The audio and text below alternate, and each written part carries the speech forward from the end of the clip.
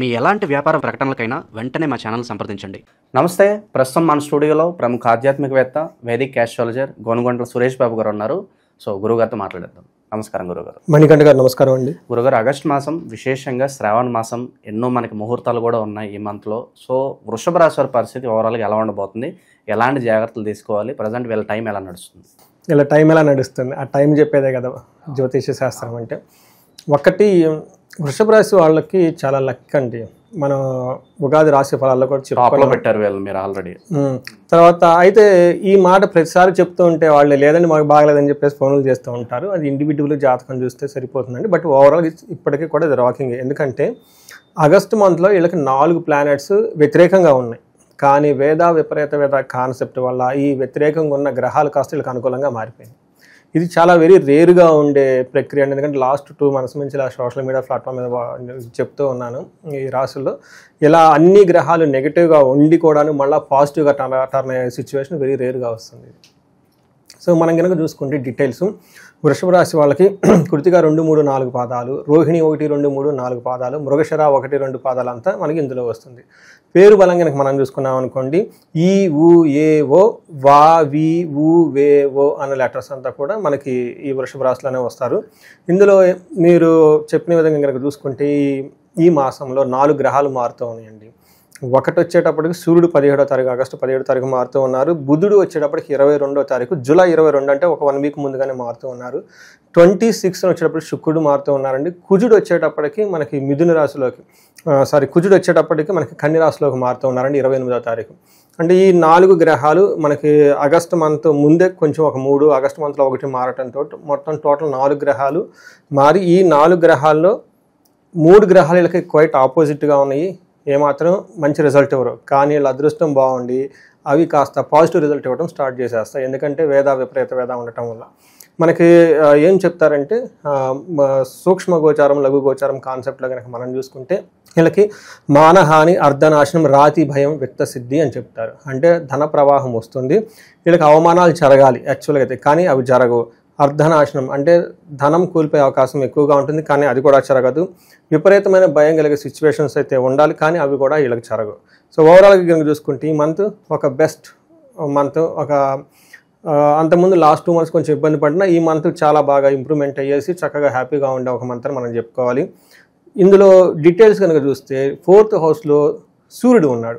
4th హౌస్లో సూర్యుడు ఉండి 10th హౌస్ని చూడటం వల్ల 10th హౌస్లో ప్రొఫెషన్కి సంబంధించి కానీ, తర్వాత అచీవ్మెంట్స్ కానివ్వండి, సక్సెస్ ఇవన్నీ చక్కగా ఉంటుంది. ప్రొఫెషన్ మ్యాటర్స్లో చాలా బిందాస్ బాగుంటారు. అయితే ఇంటికి సంబంధించిన వ్యవహారాల్లో కొంచెం గృహఛిద్రం, మనకేం చెప్తారు, అంతఃక్లేశ గృహఛిద్రం, సౌఖ్యహాని మభోజనం, ప్రయాణ విఘ్నస్తే మాప్నోతి చతుర్దశే రవి సంయుతే అని మనకి మహర్షులు చెప్తారు. దీని ప్రకారం కనుక చూసుకుంటే అంతఃక్లేశం లోన ఎక్కడో ఏదో కొంచెం మదనపడి ఉండే అవకాశం ఎక్కువగా ఉంటుంది. ఇంట్లో చిన్న చిన్న విషయాలు, గొడవలు, సుఖం, ఇంటికి సంబంధించిన వ్యవహారాల్లో సుఖం లేకుండా కొంచెం అటు ఇటు కలతగా తిరిగే అవకాశం ఎక్కువగా ఉంటుంది. ప్రయాణాలు కనుక చేస్తే అందులో ఆటంకాలు ఉంటాయి అని మనకి జనరల్గా చెప్తారు. అయితే వీటి యొక్క ప్రభావం చాలా తక్కువగా ఉంటుంది. ఇప్పుడు మనం ఏమైతే చెప్పుకున్నాం నెగిటివ్ ప్రతికూల పరిస్థితులు, వీళ్ళ మీద కొంచెం తక్కువగా ఇంపాక్ట్ చూపించే అవకాశం ఎక్కువగా ఉంది. అంటే ఒక రకంగా చెప్పాలంటే మనకి సూర్యుడిలకి తటస్థంగా ఉండి మంచి చేస్తున్నాడని మనం చెప్పుకోవచ్చు. మనకి కుజుడు వచ్చేటప్పటికి 5వ ఇంట్లో ఉన్నారండి. ఇది అంత మంచి పొజిషన్ కాదు, కానీ విపరీత వేద ఉండటం వల్ల కుజుడు కూడా వీళ్ళకి మంచి చేస్తూ ఉన్నారు. జనరల్గా అయితే కాలాతిక్రమణ భోజనం దురితం కర్మలాభచ్చ అని చెప్తూ ఉంటారు. దేహ జాడ్యం అని చెప్తుంటారు. అంటే హెల్త్ కొంచెం బాడీ టైర్డ్గా ఉండటం, టయానికి భోజనం చేయకపోవటం, తర్వాత ఏదైనా పని చేస్తే అందులో కరెక్ట్గా రిజల్ట్ రాకపోవటం లాంటివి జరగాలి, కానీ అవి జరగకుండా ఒక నార్మల్గా అయితే వెళ్ళిపోతూ ఉంటుంది. కొంచెం ఓవర్ ఎక్స్పెండిచర్ చేసే అవకాశం ఎక్కువగా ఉంది. కొంచెం ఖర్చులు అదుపులో పెట్టుకుంటే సరిపోతుంది.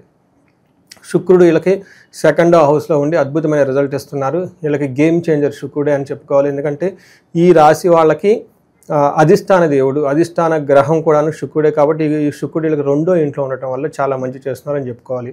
మనకేం చెప్తారంటే మహర్షులు, కుటుంబ సౌఖ్యం, ఆరోగ్యం, స్త్రీ సల్లాపం యశత్కరం, దేహ సౌఖ్యం, వస్త్రలాభం, 2వ స్థానకే శుక్ర భృగునందనే అని చెప్తారు. దీని ప్రకారం కుటుంబంలో అంత సౌఖ్యంగా ఉంటుంది.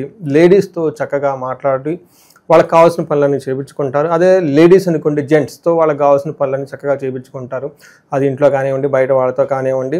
తర్వాత యశత్కరం, మంచి కీర్తి ప్రతిష్టలతో ఉంటారు. దేహ సౌఖ్యం, శారీరకంగా చాలా చక్కగా అందంగా మంచి మంచి బట్టలు వేసుకొని వస్త్రలాభం జ్యువెలరీ అవన్నీ కొనుక్కొని లేదంటే వాటి ద్వారా మంచిగా డెకరేట్ చేసుకొని చాలా చక్కగా గంభీరంగా డిగ్నిటీగా ఉండి మంచి ఫుడ్ తింటూ ఆహ్లాదకరంగా ఉంటారు.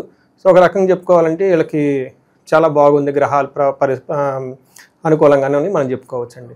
గురుగారు, ఇక ఈ రాశిలో ఏ నక్షత్రాల వాళ్ళు ఉంటారు, స్పెసిఫిక్గా వాళ్ళకి ఎలా ఉండబోతుంది? నక్షత్రం మనకి కృతిక, రోహిణి, మృగశిర నక్షత్రాలు 3 ఉంటాయండి. ఇందులో మనం ఆల్రెడీ చెప్పుకున్నాం. ఈ నక్షత్రం ప్రకారం కనుక చూసుకుంటే వీళ్ళకి జయప్రదంగా ఉంటుంది, ధనలాభం ఉంటుంది, విశేష ధనలాభం ఉంటుందండి.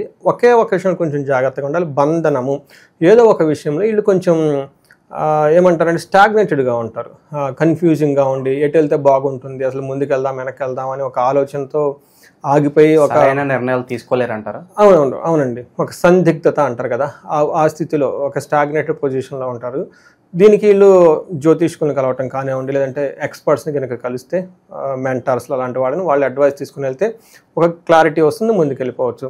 రోహిణి నక్షత్రం వాళ్ళకి కూడా చూసుకుంటే వీళ్ళకి మృష్టాన్నము, ధనలాభము, జయము ధనము చూపిస్తుంది. ఎక్కడా నెగిటివే లేదు.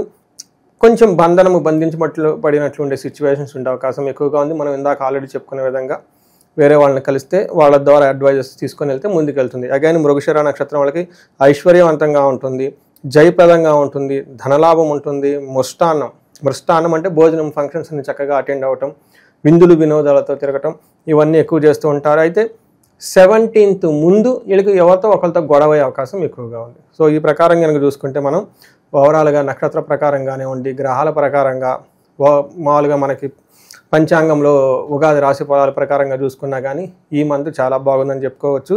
కృతికా నక్షత్రం వాళ్ళకి బుద్ధి నాశనం అని చెప్తారు, అంటే రాంగ్ డెసిషన్ తీసుకునే అవకాశం ఎక్కువగా ఉంటుంది, కొంచెం జాగ్రత్తగా ఉండాలి.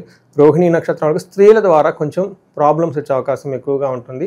ఇవి గమనించుకుంటే మిగతా అంతా చక్కగా హ్యాపీగా ఉందని మనం తెలుసుకోవచ్చు. ఇక విశేషంగా ఈ శ్రావణ మాసంలో ఎలాంటి పరిహారాలు ఆచరించడం ద్వారా ఇంకా బెటర్గా ఉంటుందంటారు వీళ్ళకి?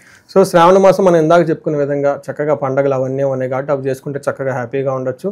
అయితే వీళ్ళకి అంతా అన్ని విషయాల్లో బాగుంది కాబట్టి ఇంకా ఎవరైనా కనుక విశేషంగా ఏదైనా ప్రాబ్లం, నాకు ఇందాక కొంతమంది ఫోన్లు వచ్చేసరికి మీరు బాగుంది అంటున్నారండి, మనీ గురించి ఎక్కువగా చాలామంది బాధపడుతూ ఉంటారు. కాబట్టి నేనేం చేశానంటే ఒక ప్రోగ్రామ్ చేశానండి. అది జనరల్గా హోమాలని నేను 1-to-1 వాళ్ళ ఇళ్ళలో చేస్తాను, పబ్లిక్ ఎప్పుడు ఓపెన్గా సామూహికంగా చేయలేదు.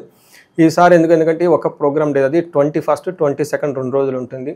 ఒకటి వచ్చేటప్పటికి మనకు కుబేర పాశుపత అభిషేకం అని చెప్పేసి వచ్చిన ధనం మన దగ్గర నిలబడడానికి ఒక రోజు. రెండో రోజు ఏమవుతుందంటే అమ్మవారి మహాలక్ష్మి విశేష హోమం ఉంటుంది, శీఘ్ర ధన ప్రాప్తికి, నష్టద్రవ్య ప్రాప్తికి.